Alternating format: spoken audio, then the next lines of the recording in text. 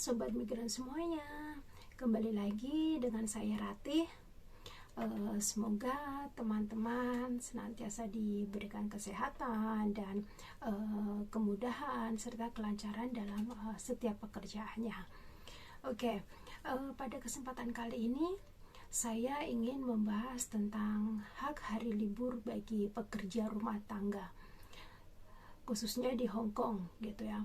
Banyak sekali teman-teman yang bertanya ataupun mengeluh gitu ya, Kak, saya setiap kali libur kok disuruh bekerja dulu sebelum keluar rumah, bahkan setelah pulang libur pun masih disuruh bekerja, masak dan sebagainya hingga tengah malam seperti itu. Dan ada juga yang bertanya, Kak, kok tanggal merah teman-teman pada libur, saya kok tidak libur ya, kenapa ya, kok gini-gini kayak gitu. Dan masih banyak lagi pertanyaan yang lainnya itu ya. Perlu kita ketahui, sesuai dalam perjanjian kerja, pekerja rumah tangga itu memiliki hak ya libur ya. Dan di sini ada 3 jenis hari libur, yaitu yang satu hari libur, yang kedua hari libur resmi, dan yang ketiga hari libur atau cuti tahunan yang dibayar. Hari libur itu majikan wajib memberikan hari libur kepada pekerja rumah tangganya minimal 1 hari ya, dalam kurun waktu 7 hari gitu. Dan hari libur ini juga majikan harus memberikan minimal 24 jam seperti itu. Jadi teman-teman itu sebetulnya memiliki waktu 24 jam di hari libur begitu. Kemudian untuk hari libur ini ya, sebetulnya itu adalah majikan yang menentukan kapan kita itu harus libur kayak gitu. Tetapi di sini kita bisa bernegosiasi dengan majikan gitu kan. Misalnya majikan itu meminta kita libur di hari biasa gitu kan, misalnya hari Senin atau Jumat atau Sabtu dan hari-hari lainnya. Nah, teman-teman itu ingin liburnya di hari Minggu karena kan di hari Minggu banyak teman-teman yang libur juga, jadi bisa berkumpul dengan teman, dengan saudara yang lainnya. Nah, di sini teman-teman itu harus negosiasi lah dengan majikan gitu kan. Misalnya kalau dalam sebulan boleh nggak yang 2 hari saya itu libur hari Minggu itu bertemu dengan teman dan saudara saya gitu, dan 2 minggu yang lainnya saya libur hari biasa gitu. Dan syukur kalau majikan memberikan hari libur di hari Minggu, jadi teman-teman itu tetap bisa berkumpul, bisa bermain, dan bahkan memiliki kegiatan yang lebih bermanfaat di hari libur. Kemudian majikan boleh nggak sih memaksa pekerja rumah tangganya untuk tetap bekerja di hari libur gitu. Tetap bekerja di hari libur di sini artinya itu seperti lembur ya, ngambil lembur, disuruh lembur kayak gitu.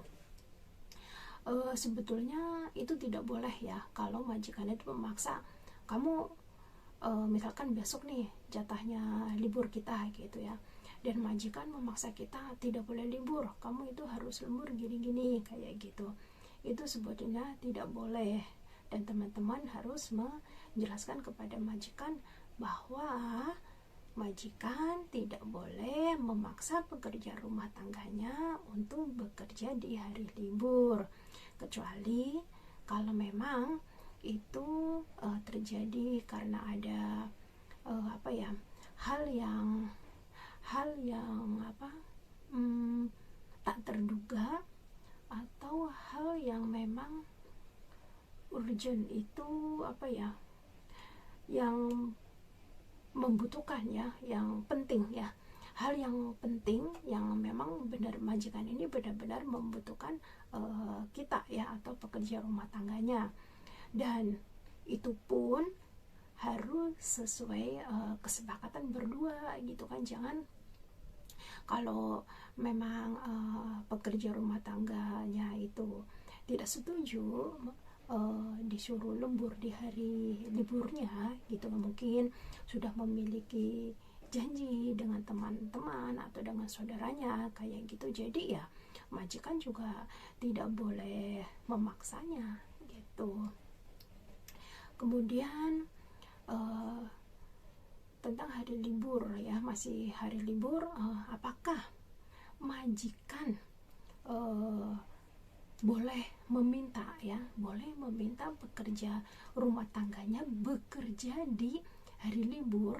Nah, di sini maksudnya adalah biasanya kan teman-teman banyak ya, teman-teman itu yang sebelum libur itu disuruh kerja dulu gitu, misalnya ada yang disuruh masak lah, yang harus ngurus anak dulu lah, yang harus beberes rumah dulu kayak gitu, bahkan setelah pulang libur pun masih disuruh masak, masih disuruh ngurus anak kayak gitu.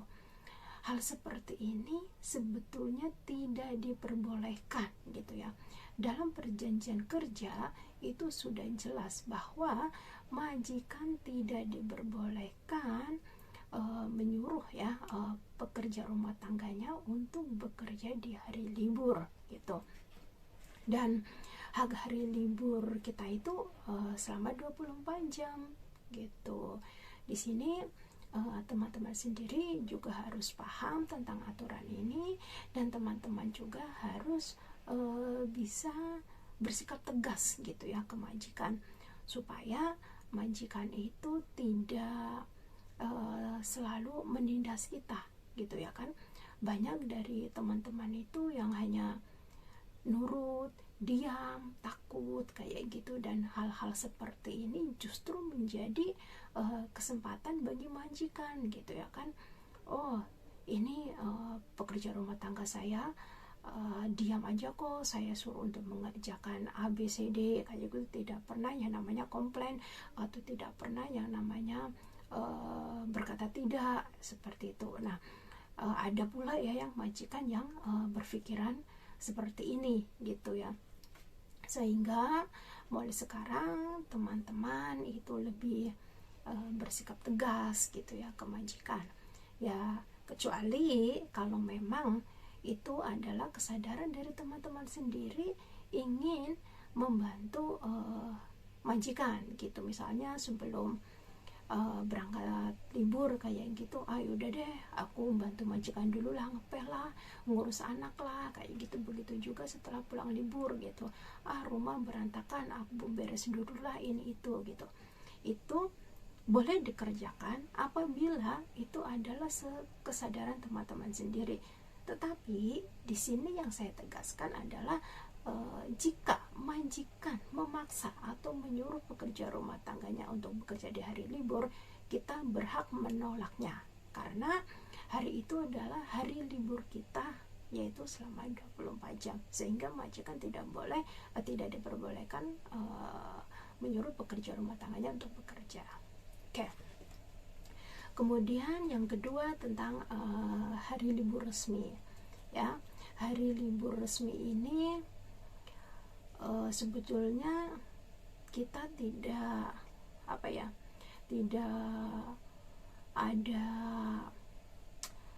tidak terlepas dari masa kerja pekerja rumah tangga tersebut ya gitu kan. Kapan harus mendapatkan hari libur resmi gitu. Sebetulnya dalam hari libur resmi ini ada 12 hari dalam setahun gitu kan. Nah, tetapi kebanyakan dari dari agensi atau dari majikan itu akan memberikan hari libur resmi ini setelah pekerja rumah tangganya itu bekerja selama 3 bulan berturut-turut kayak gitu ya kan. Ada yang seperti itu, bahkan tetapi ada juga majikan yang memberikan hak libur resmi ini tidak perlu menunggu setelah bekerja 3 bulan berturut-turut kayak gitu. Hari libur resmi ini itu adalah yang seperti tanggal 1 Oktober, hari kemerdekaan Hong Kong gitu kan, ada May Day tanggal 1 Mei, terus ada juga yang Qingming Festival. Nah, hari-hari inilah yang disebut hari libur resmi gitu. Nah, tetapi apabila ya pekerja rumah tangga ini sudah bekerja selama 3 bulan berturut-turut ya dengan majikan yang sama, maka pekerja rumah tangga ini berhak untuk mendapatkan hari libur yang dibayar gitu ya. Hari libur dibayar itu nanti ya setelah hari libur resmi ini saya bahas gitu. Kemudian boleh nggak sih majikan itu menyuruh pekerja rumah tangganya untuk bekerja di hari libur resmi ya, atau tanggal merah ya, mungkin teman-teman itu lebih mengenalnya di hari tanggal merah kayak gitu, bekerja di hari tanggal merah gitu ya kan. Sebetulnya boleh gitu ya, tetapi harus ada kesepakatan antara teman-teman dan majikan ya. Dan apabila majikan itu menginginkan pekerja rumah tangganya ini bekerja di hari libur resmi, majikan harus memberi tahu kan kurang lebih 40 jam sebelum jatuh hari libur tersebut gitu. Jadi gini, misalkan tanggal 2 gitu kan, tanggal 2 hari libur resmi, jadi di tanggal 30 ya, minimal tanggal 30-nya ini 30 atau 31 ya, tergantung di akhir bulannya gitu ya kan. Itu majikan harus sudah memberitahukan kepada pekerja rumah tangganya bahwa Cece, tanggal ini kamu jangan libur ya, karena ada acara keluarga atau ada hal lainnya kayak gitu yang memang membutuhkan teman-teman itu untuk bekerja di hari itu. Nah, tetapi untuk hari libur resmi ini harus diganti di hari libur lain dalam kurun waktu sebelum atau sesudahnya dalam kurun waktu 60 hari ya setelah hari libur resmi tersebut kayak gitu ya. Jadi untuk hari libur resmi ini tidak boleh diganti uang ya, tetapi harus diganti hari libur lainnya kayak gitu. Apabila majikan mengganti hari libur resmi ini dengan uang atau dengan membayar pekerja rumah tangganya ini dinamakan ilegal ya, tidak boleh, dan majikan itu bisa dikenakan denda ya, tuntutan pidana ya, tuntutan pidana, dan hukuman itu denda 50.000 Hong Kong dolar gitu. Jadi ini teman-teman pun harus diingat ya, bahwa antara hari libur resmi dengan hari libur ya itu berbeda ya teman-teman gitu ya. Apabila teman-teman itu di hari libur itu tidak libur dan majikan itu menggantinya dengan uang gitu, tidak diganti hari lain kayak gitu, itu masih diperbolehkan dan wajib ya, dan majikan ini wajib mengganti uang gitu kan di hari libur gitu kan. Tetapi dalam hari libur resmi ini majikan itu dilarang menggantinya dengan membayar atau dengan memberikan uang sebagai ganti hari libur resmi yang kemarin diminta oleh majikan gitu ya. Jadi majikan hanya diperbolehkan mengganti hari libur tersebut dengan hari libur lainnya gitu, di hari libur lainnya, di hari lainnya gitu. Kemudian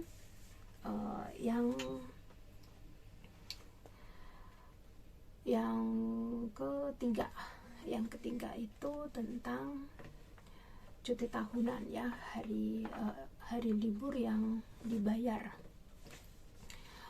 Bagi teman-teman yang sebetulnya untuk hari libur tahunan atau cuti tahunan ya, cuti tahunan ini pekerja rumah tangga berhak mendapatkan cuti atau mengambil cuti tahunan yang dibayar setelah menjalani tiap masa bekerja selama 12 bulan dengan majikan yang sama. Untuk hak cuti tahunan yang dibayar ini bertambah cuti tahunan yang dibayar ini akan bertambah secara bertahap dari 7 hari sampai 14 hari ya. Contohnya untuk tahun pertama itu 7 hari ya, cuti tahunannya itu 7 hari.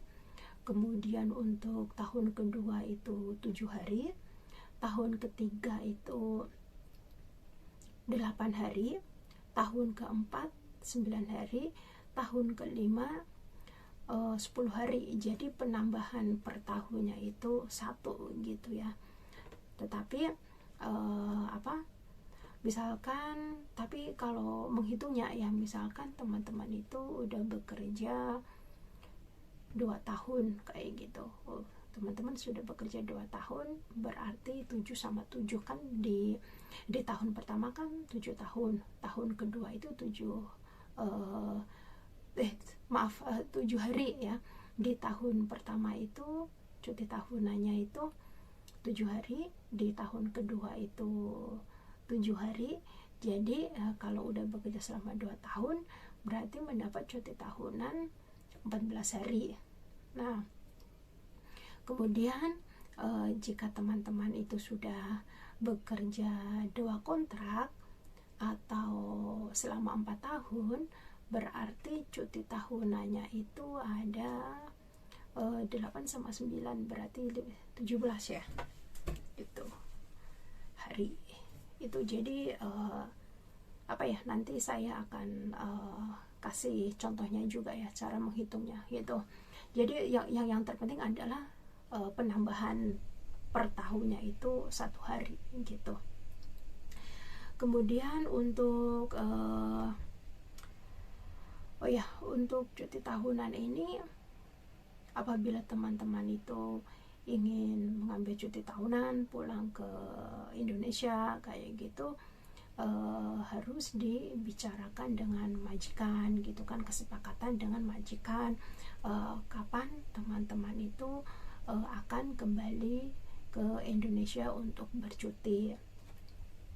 Kemudian untuk teman-teman biasanya kan untuk cuti tahunan ini dihitung setelah teman-teman ini bekerja selama 3 bulan berturut-turut di majikan yang sama ya. Inilah yang dinamakan dengan libur tahunan yang dibayar gitu. Jadi misalkan gini, teman-teman baru bekerja 2 bulan misalkan gitu ya, tetapi teman-teman itu memutus kontrak atau diputus kontrak oleh majikan. Jadi teman-teman ini belum mendapatkan hak cuti tahunan atau libur tahunan yang dibayar. Namun jika teman-teman itu sudah bekerja lebih dari 3 bulan di majikan yang sama, tetapi teman-teman ini memutuskan kontrak atau majikan yang memutus kontrak kayak gitu ya. Nah, teman-teman ini bisa mendapatkan hak cuti tahunan ini. Jadi menghitungnya itu ya sesuai lamanya teman-teman bekerja di majikan tersebut. Lalu apabila teman-teman ini sudah selesai kontrak dan ingin melanjutkan kontrak berikutnya gitu ya, teman-teman harus pulang ke negara asal, ke Indonesia ya, misalkan ke Indonesia kayak gitu.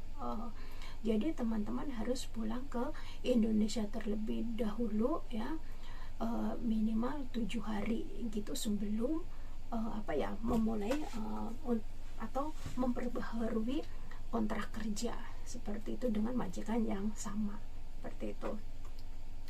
Kemudian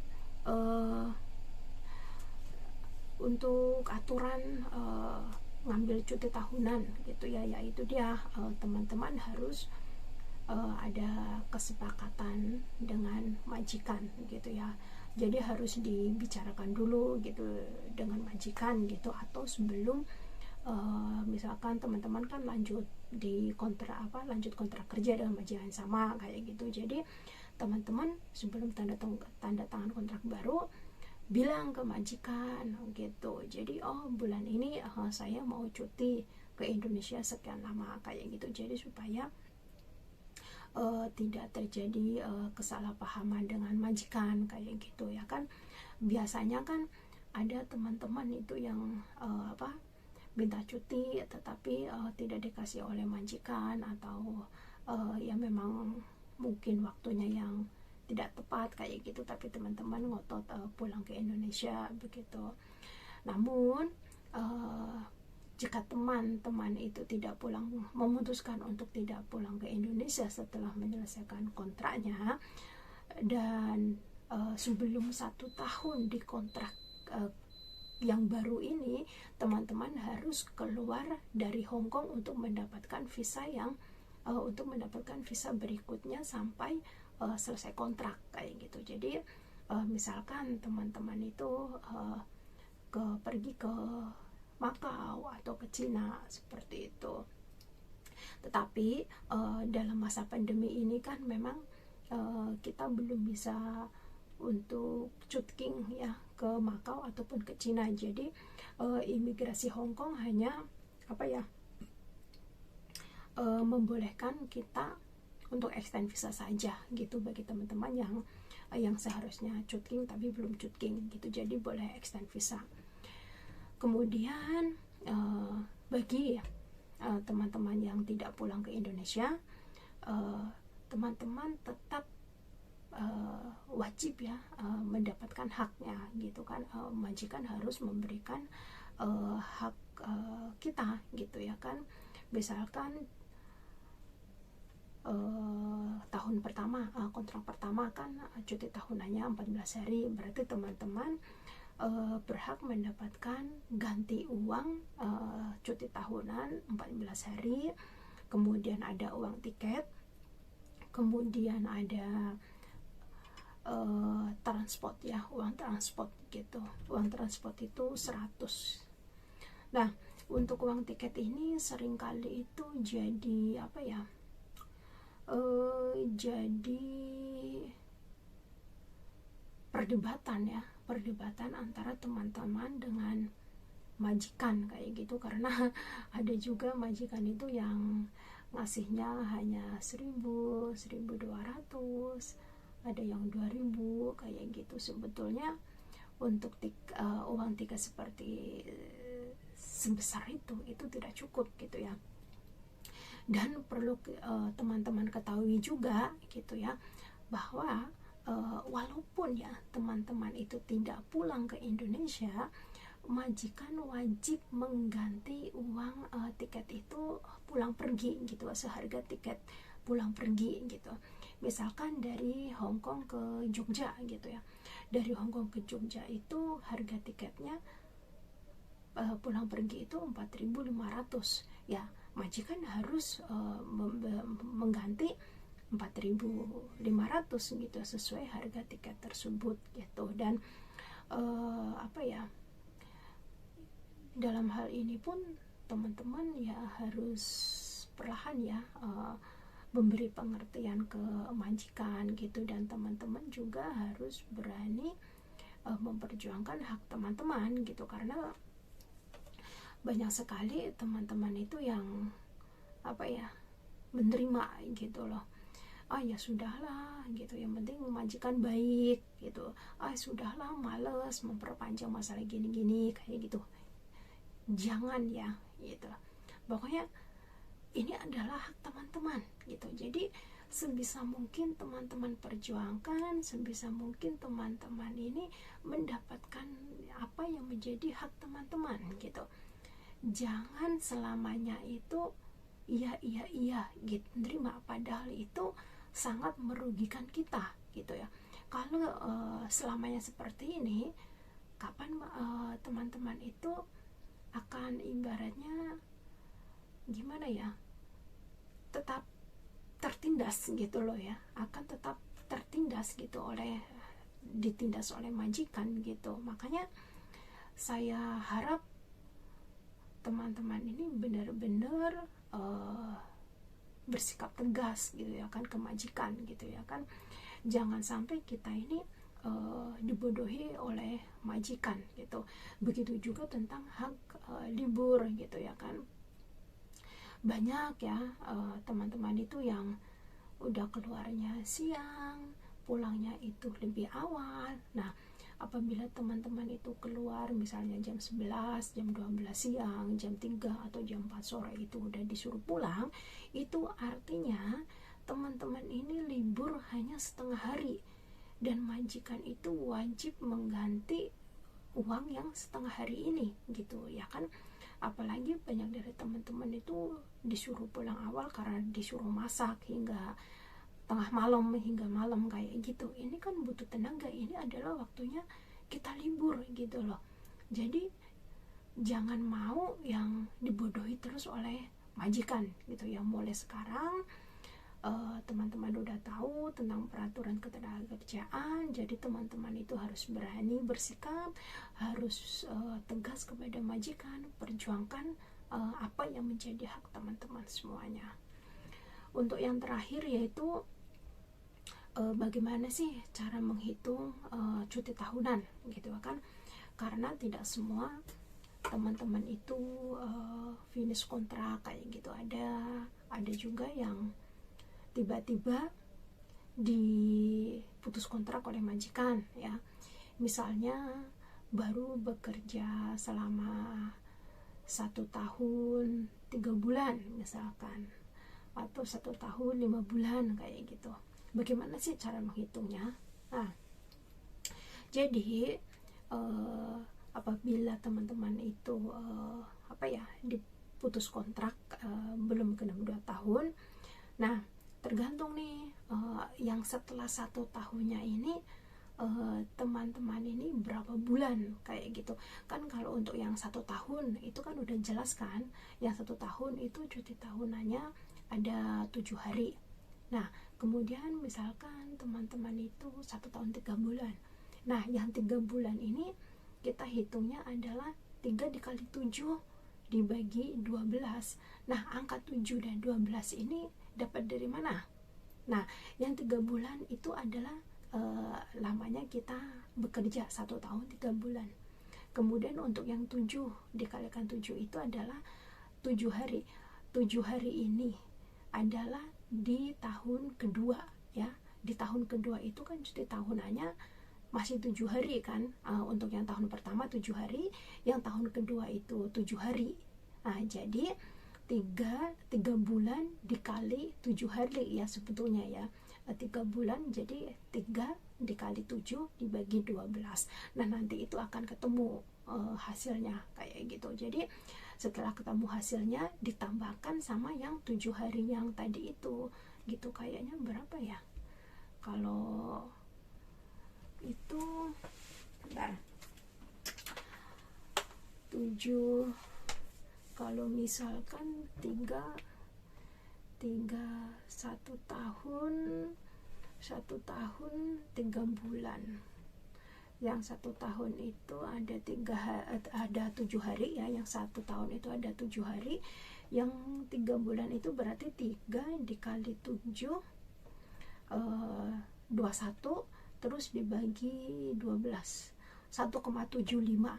1,75 berarti kalau untuk satu tahun tuh 3 bulan 7 plus 1,75 8 hari 75.